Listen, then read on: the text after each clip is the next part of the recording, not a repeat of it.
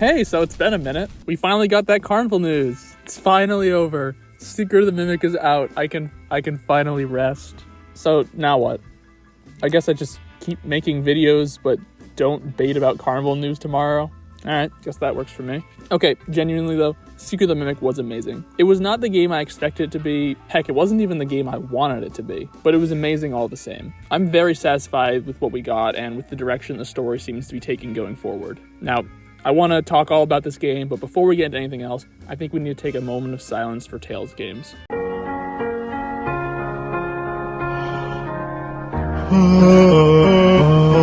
Moment done? Okay, good.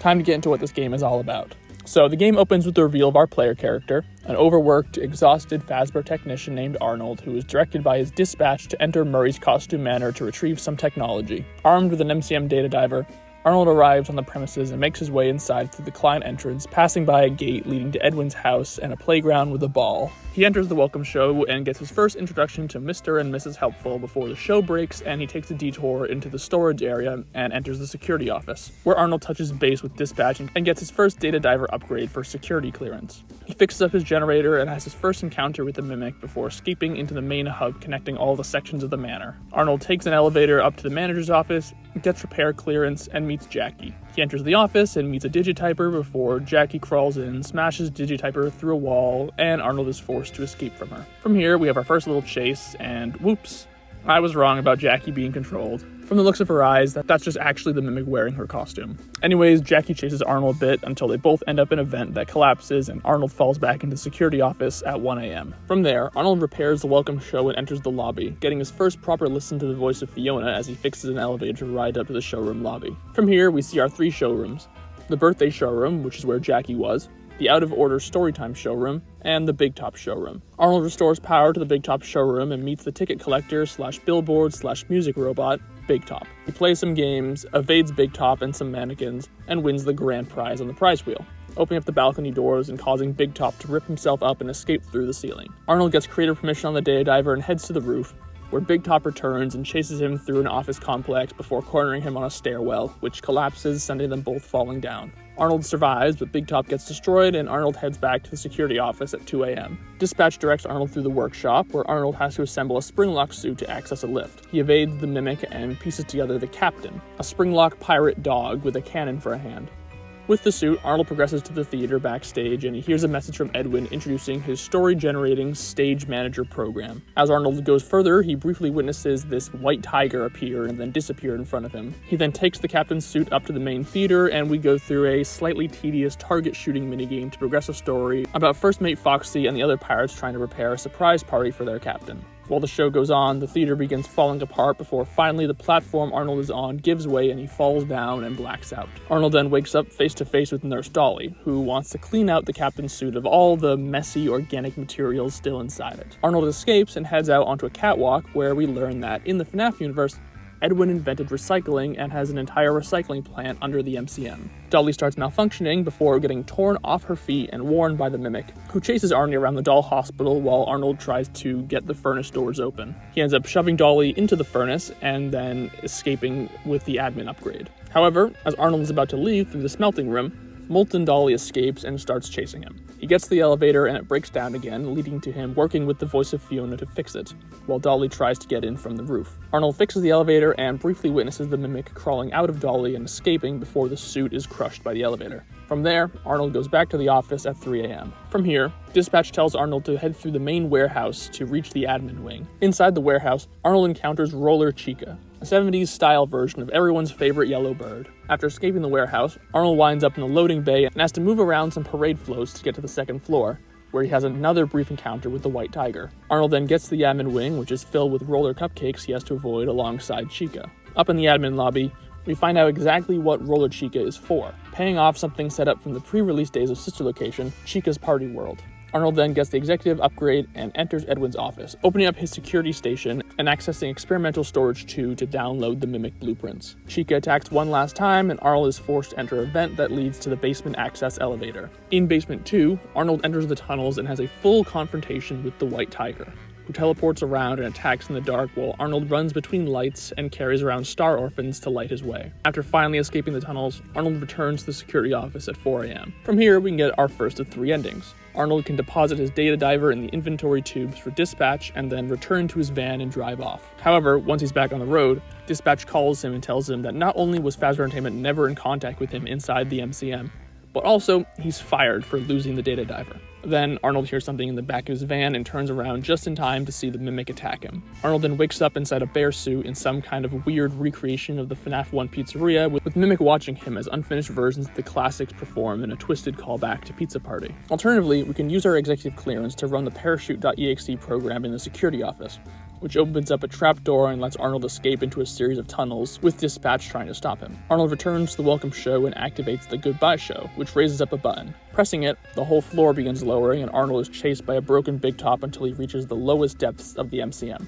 the R&D floor. Within, Arnold finds a giant version of Freddy's head and opens up a curtain to reveal that weird pizzeria from the 4 a.m. ending. Inside are heavily incomplete prototypes of all the classics, and when Arnold turns on the stage lights, the Mimic appears in a new suit made of various mashed-up parts. As M2 R&D, the Mimic chases Arnold around, and Arnold finds 2 spring-lock suits, one of Monty and the other of a dog named Bub. From here, Arnold plays FNaF 1 from the animatronics POV, going down hallways to make dispatch block off doors and drain the office power. He also finds 2 more prototype suits, one of Fredbear and the other of Spring Bonnie.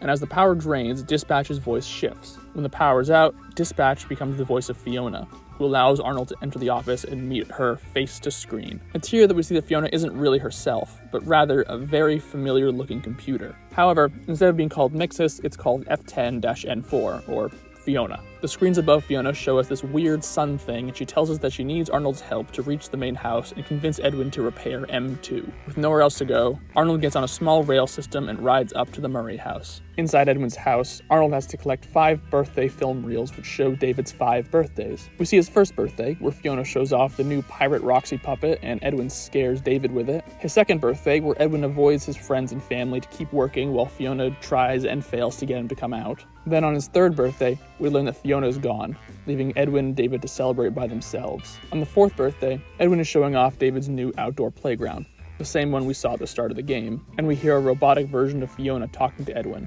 And then, on the 5th and final tape, we see what our new Fiona really is, the Mimic. Edwin then sends her out to get David at the playground, but given what we know about David and the fact that the party room is untouched by the time of the game, it seems this birthday would be David's last. The reels provide a code to Edwin's office, and inside we find a huge hole in the wall and no Edwin in sight. We access his computer to reach his security office and discover a terminal with the name Mechanical X-Form Experimental Storage on it.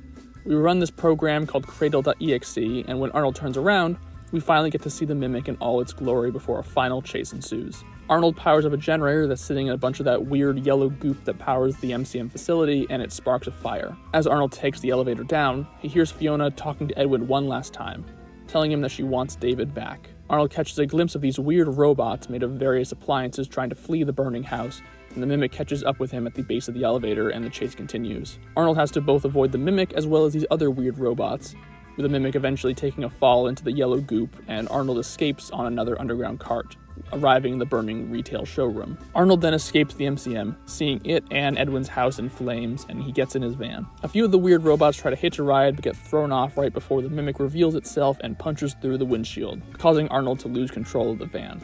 The van crashes and Arnold is trapped in it as it burns up. The Mimic walks into view and reaches in, but instead of grabbing Arnold, it pulls the data diver away from him, ripping it free of the van and walking off with it. Now, there is a third ending as well, but it's really complicated and frankly it deserves its own video, which I will make. But the basic idea is that it requires you to play the New Game Plus, which makes a present with the White Tiger plush appear in the security office. We need to get basically all the presents, and then we can use them in Moon.exe, a text-based game on the helper terminals. In it, we play as a child character who's being trapped in our room and forced to sleep by Moon. We get a key and a mask to escape our bedroom and rescue a baby owl from the jaws of an alligator. We then go up into a dark forest and use a walking stick to reach the summit of a mountain and enter a cabin. Inside, we find an old woman named Sun, who looks just like the sun icon that appeared in Fiona's office, indicating that this is meant to be her. Sun has us fix a mask of Freddy, Spring Bonnie, and Foxy before rewarding us with a baby owl mask, while the real baby owl gets cooked in her oven. We take the mask and enter a cave that was being guarded by Moon, and we fix a statue of him inside. When we do this, we're transported to the welcome show, and we have to go through basically a mini version of the main game, getting past Jackie, Big Top, Dolly, and Chica before arriving in David's bedroom. From here, we have to use David's 3 birthday presents and put them in chests. We have his first present, the white tiger doll, his second present, his ball, which we get from the basement of the retail showroom, guarded by this horrifying moon thing, and finally his toy blocks, located in the rafters above the warehouse. These 3 gifts open up the closet, which has a bonus upgrade station in it. Completing it grants us the glitched permission, which we use in Edwin's house to open special doors and collect VHS tapes to plug into a machine in Edwin's bedroom. Doing so opens a vent to David's room, which is very similar to the FNaF 4 bedroom. We place the white tiger on a podium and start up a bedtime story while Mimic tries to kill us. Completing the story causes the Mimic to get stunned and open up its chest, allowing us to plug our data diver in and upload the glitch permission, fixing the Mimic's code and turning it into a complete recreation of David, who takes his tiger plush and goes to bed. So this all leaves us with a lot of questions. What happened to Fiona? What's the deal with M1 and M2? What is the white tiger? What was Edwin's role in the creation of Freddy's? What happened to Edwin? Which ending is canon? There's a lot of questions, and I don't really have the answers to all of them, at least not right now, but I do think I can answer at least some of them. Let's start with Fiona. Now, as we know from the birthday tapes, Fiona was present for David's 2nd birthday, but absent for his 3rd, with her being replaced by a mimic of herself on the 4th birthday. Now, throughout the game, we can find various items, mail logs, and audio recordings, which give us more information about the inner workings of Murray's costume manor and whatever happened at it. Right before the rooftop, we can find a log from Fiona where she leaves a message for Edwin telling him that she has to go out and help at Fall Fest, explaining that she feels that she has to do this or else something bad might happen. Unfortunately for her, her instincts were half right. We can find another log from Edwin where he laments Fiona going to Fall Fest and wonders how he's going to tell David that his mother is no longer with them. On top of that, in Moon.exe, we can find a statue of a man and a woman saying their wedding vows, with the woman statue being burned. Should we collect the item, a Fall Fest snow globe will also appear on top of the statue. All of the Fall Fest fire imagery that we were getting back in Help Wanted 2 seems to ultimately have been foreshadowing this game and Fiona's fate. She went to the Fall Fest grounds to help set up, and a fire sparked, which claimed her life only a few months before David's 3rd birthday. Now the big thing, the thing that came after her death. What's up with M1 and M2?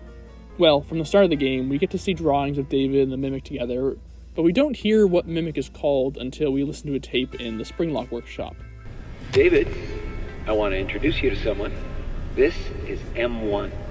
Why does it look like that? Look like what? It's scary. Oh, it's an endoskeleton. It won't always look like this. It'll wear fun costumes. Like what? Anything you want. It can fit into any costume we've created. Think of it as your new babysitter. But it doesn't get paid and go home. It'll stay with us and help around the house. So from this, we can piece together that the Mimic was not originally made to be a replica of Fiona. The Mimic's original purpose was simply to be a robotic friend for David that could fit into costumes and play with him. This makes sense with the original design of the Mimic and with how easily it can change the shape of its body. Throughout the game, we can also find drawings made by David that depict him with various mascot costumes, all likely being worn by the Mimic. But then, where does Fiona fit into this? We know the M1 program took on her personality by the time of David's 4th birthday, so what changed? What made Mimic lock into this personality? Well, the answer to that is very interesting. In the tunnels, we can find a secret room filled with blueprints for the Mimic Endo. More importantly, we can find one of Edwin's cassette players with the number 4625 on it, the same mystery number teased back in Help Wanted 2's update, the number on the Mixus machine. When we play the tape recorder, we hear this. Heard it. It's her or someone that sounds like her. Set frequency to 4625. Hello? Hello? Is anyone there? Over. Say something. It's me, Edwin. Over.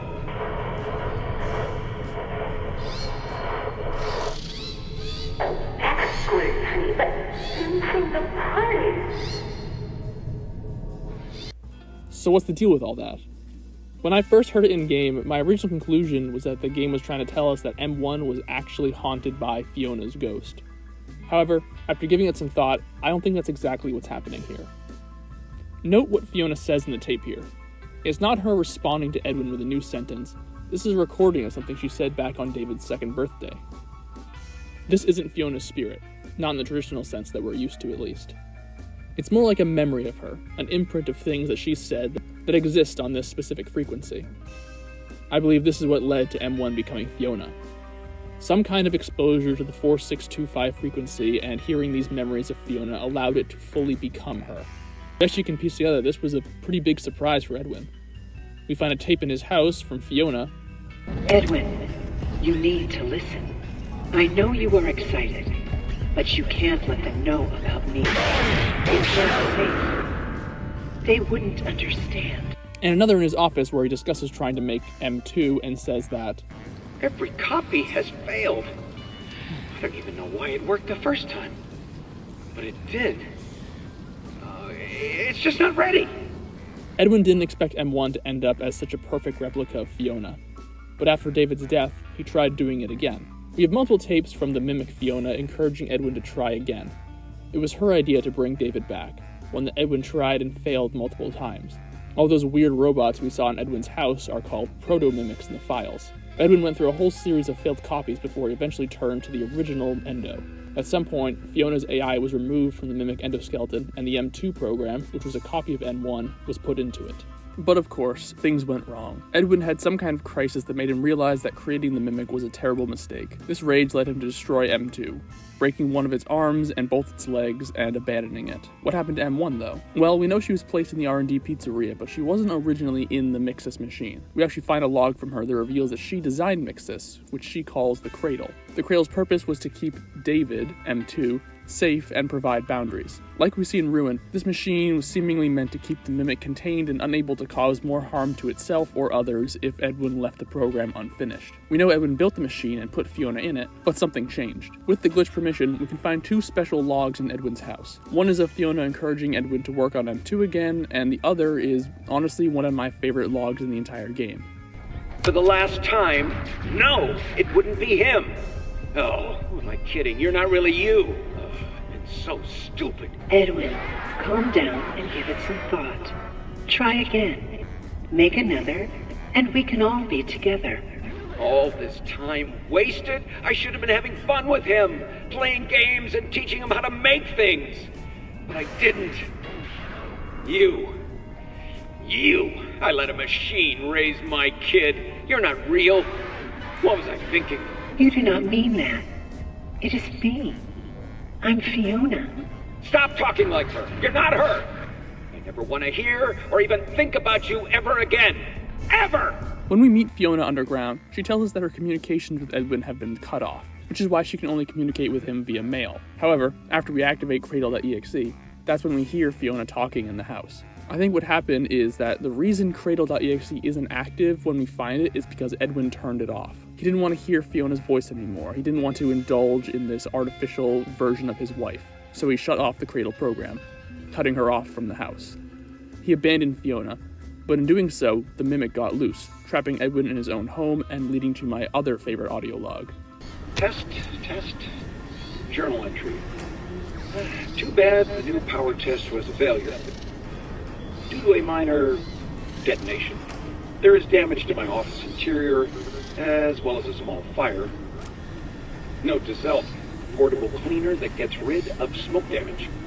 Or better yet, a Cleanovac attachment. Help! M2! Respond! Emergency! Call for help! Daddy's busy, buddy. Why don't you go outside and play? Please! I can't move. I can't feel my legs. You know, speaking of legs, what do you think? I just finished mine. There are still a few kinks to work out. I'm sorry, M2. I lost my temper. I was always gonna fix you. Please, call for help. M2.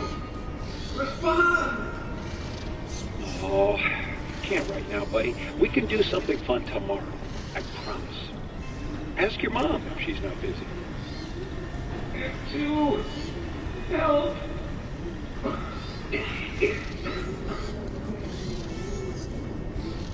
So, summarizing all that with a very basic Mimic timeline, I think it goes like this. Edwin makes the original M1 as a costume-wearing robot for David. Edwin hears Fiona's voice in the tunnels and records it on the 4625 frequency. Exposure to this frequency makes M1 copy Fiona, and when David dies, Fiona tries to get Edwin to make another David. Edwin makes protomimics, which all fail, and then transfers Fiona into a computer in the R&D and makes the M2 program inside of the Mimic Endo. Edwin realizes what he's doing is wrong and lashes out at the Mimic and beats it up and turns it evil. After this, Fiona designs Mixus and Edwin puts her inside it, and then Edwin snaps at Fiona and turns off Cradle.exe, allowing M2 to get its revenge on Edwin. So what was next? Oh yeah, right, White Tiger. Yeah, that's David. It's David's ghost. It teleports, which Mimic doesn't do, and when it appears above the warehouse, the Mimic is still down below dressed as Chica. After David died, his ghost returned as a giant version of his favorite toy, and he now haunts the MCM and guards the basement. So the very last thing I want to touch on is what happened to Edwin and what ending is canon. So frankly, I think with Edwin it can go either way. The game very heavily implies he may have died trapped under rubble,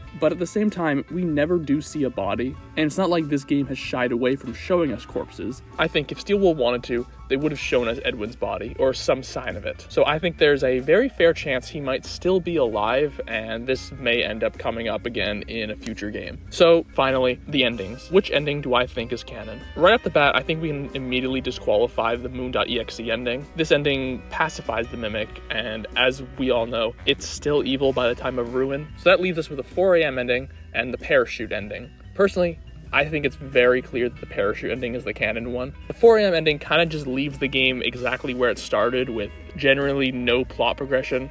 Obviously, Edwin never repairs the Mimic because he's no longer around, and Arnold dies, and Phasma will just do the same thing over and over again with no real change in the story. The Parachute ending ends at 6 a.m. It is the most definitive ending that this game gives us. We have the entire MCM facility going up in flames, we have Edwin's house going up in flames. The whole story kind of comes to a close. Well, almost comes to a close. It ends with a very big cliffhanger, with the Mimic taking the Data Diver and walking off into the night with it. I'm not exactly sure what the Mimic's plan is here, but it's clear that this is setting up some kind of future plot where the Mimic is taking the Data Diver to achieve some kind of goal. On top of that, I think this is the most likely ending that leads into what Help Wanted 2 showed us. In the teaser update for this game, Help Wanted 2 showed us the Fazbear Entertainment van driving off with the Mixus machine. I believe this might be showing us the aftermath of the fire. Fazbear Entertainment goes back after Arnold goes missing, finds the place in ruins with no Mimic, but instead, they find Fiona's cradle, and they take it with them for whatever's coming after this game, likely some kind of DLC. Also, in the files, the 4 a.m. ending is called the joke ending, so there's that as well. So anyways, that's my general thoughts on the Secret Mimic story. I'm very happy with it. I have a lot of ideas for it in the future with more videos.